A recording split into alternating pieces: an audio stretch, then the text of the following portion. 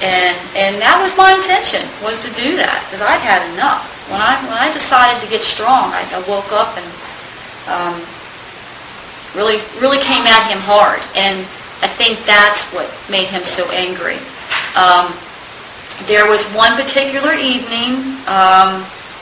It was we were standing in the kitchen. We were going back and forth with each other. A lot of words being raised. It was about me going in the Coast Guard and you won't do that. You can't do that. You'll never amount to it. You can't handle it. You're not strong enough. And we were going back and forth, back and forth, back and forth. He had been drinking. He was pretty lit. I wouldn't say drunk, but it was enough that I had concern. I had a lot of concern. And my back was against a door in Hawaii. There's a metal door behind me in the kitchen that led out into the front porch, the lanai. And Roy came at me, and as he did, I pulled like that, and he hit the door, and he broke his arm, or broke his wrist. I think it was like right in here that he broke. I called the cops that night. I had my dog running around trying to bite him. I had the kid running around, screaming, not sure what was going on. It was a terrible, terrible scene. I had neighbors who knew what was going on. It was a huge eye-opener for me. The very next day, I went down to the recruiting office and I signed up to go in the Coast Guard. That's pretty much how that happened. But that was one. That was one that I think is worth mentioning. The other happened, and these are the big ones I mentioned. I'm not mentioning the small stuff because I can't really put a time date on those, and I won't try to. But the other one that I think is extremely important is the one that happened here in Maryland. Roy and I were separated. I was living in a house over on Bar Oak in Waldorf, and I believe it was a Christmas party or New Year's party, and I can't remember which. David was there. My entire family was there. And I was upstairs, and Roy was coming over to see Brandon and to be sociable. It was let's try to get along and make this work for Brandon's situation. And I really thought really thought we were in a good place. I really did. I thought things were going to, we're doing our separate things and move on for the sake of our son. And I was upstairs. There was an exchange of words. I was coming out of the bedroom, and he threw me up against the back of the door where the light switch is at. And my little brother happened to come out of the bathroom about the same time, and Roy punched me in my face. I don't know why, don't know what was exchanged. I'm sure that I had my mouth going, whatever, but my little brother saw that. And that was probably the worst thing that could happen for him at that moment. Roy went downstairs. I knew when my little brother saw it that my house was getting ready to go upside down. No doubt. My little brother knew of him in the past, of some physical situations.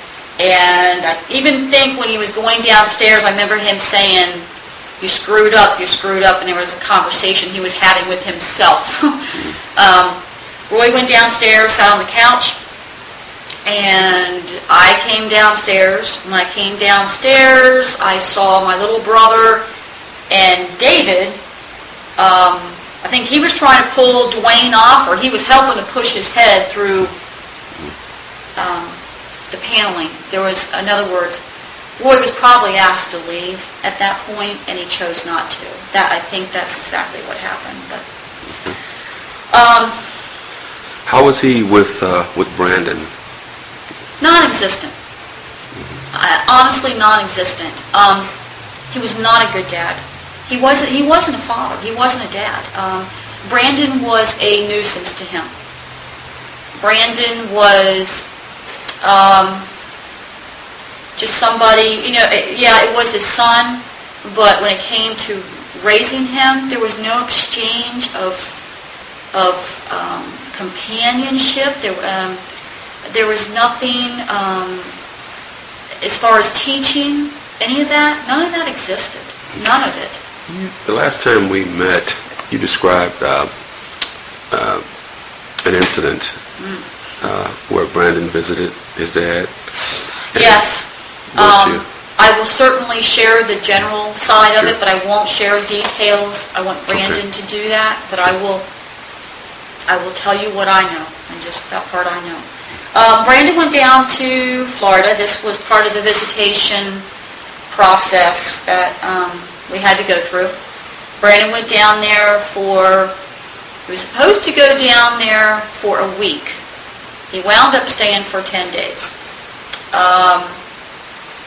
He went down, put him on a plane. He flew into Key West, and I think Brandon was 6. Wasn't he about 6 at that time?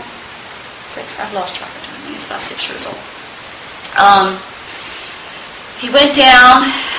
I called that evening to make sure that he made it there okay.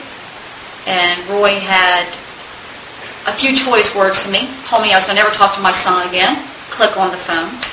I'm in panic mode. I call back. He says, "You'll never freaking see your son again, blah, blah." Just mouthing. Putting me in a panic is what he did. What he intended to do, he did to me. I called back the next day, kept calling. He kept doing the same crap. Would not let me talk to Brandon. "Your son's here now. You've had your turn." Click. Hang up the phone again. It was like the week from hell is what it was. Well, finally, I called Roy and I said, "Listen, this is how we're going to do this. Either you put Brandon on the phone, or I'm going to call your commanding officer, and I'm going to make sure Brandon gets on the phone. I have the right to know how he's doing. He's in my custody. I want to talk to Brandon, and that's it." And he put Brandon on the phone. And when he put Brandon on the phone, he goes, "Mommy," he goes, I want to come home." And I'm like, "Are you okay, buddy?" And he said, I want to come home." And I said, "Well, if you want to come home, we'll try to get you home early." And he said, "Well, I want to come home." Next thing you know, I'm talking to Roy again. He goes, "You'll never freaking see your son again." Click. So, well, I had the plane ticket set up. I called Roy and I said, "I'm headed to the airport. Is Brandon on the plane?" He goes, "Yes, Brandon's on the plane." Okay. So I go to the airport. I wait for the plane to come in, and Brandon's not there. My son's not at the airport. Nowhere to be seen. Well, I come back home. I tell Dave, I said, "I can't believe he's not on the plane. How could they do that?" Well, they changed the flight. He changed the flight. I don't know how it happened. He changed the flight. David was upset enough. He said, "It's real simple. I'm taking a one-way ticket because if I go down to get your son, I'm probably not going to make it back." And I believed what he told me. I really, at that time, we were scared enough. We didn't know what was going on. And how old was Brandon? Brandon was about 6 years old. Okay. Pretty sure it was 6. Yeah, 6 or 7. Yeah, I lose track of that. When was that? I have to remember the dates. But anyways, I came back home. I called Roy, and I said, "I'm not going to play this game with you. You need to make sure he is on the plane." And I said, "If he's not on the plane, when I go to pick him up, I'm going to call your commanding officer, and we're just going to put a stop to this." Well, he did it again. Went to the airport, same crap. Came back home, called his lieutenant, and I said, "This is what's going on. I'm not playing this game. Either you make sure my son is on a flight, or I'm getting ready to rip apart the Coast Guard, and I will make sure that," pretty much threatened everybody, "somebody's going down." And once he heard what was going on, he said, "You don't need to worry about that. Your son will be on that plane."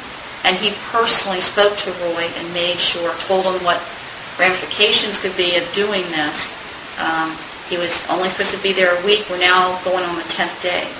Well, that 10th day, finally, he was on the plane. His lieutenant called me and said, "He is on a flight. I insured. Brandon is good to go. He'll be home." So I went. Finally, Brandon was there. The stewardess walked out and she said, she goes, "I sat with your son for almost the entire flight." And she said, "He's a very disturbed little boy." And I'm like, "Okay." And she said, "He can tell you." She goes, "But I was just really concerned about him." So Brandon came up and he grabbed me on my leg and just held me real hard. And I was like, "Hey, buddy, how you doing?" He goes, "Good." I'm like, "Are you okay?" I said, "Where's my hug?" And I gave him a big hug. And I could tell he was just, he wasn't right. There's something very wrong. And I said, "Brandon," I said,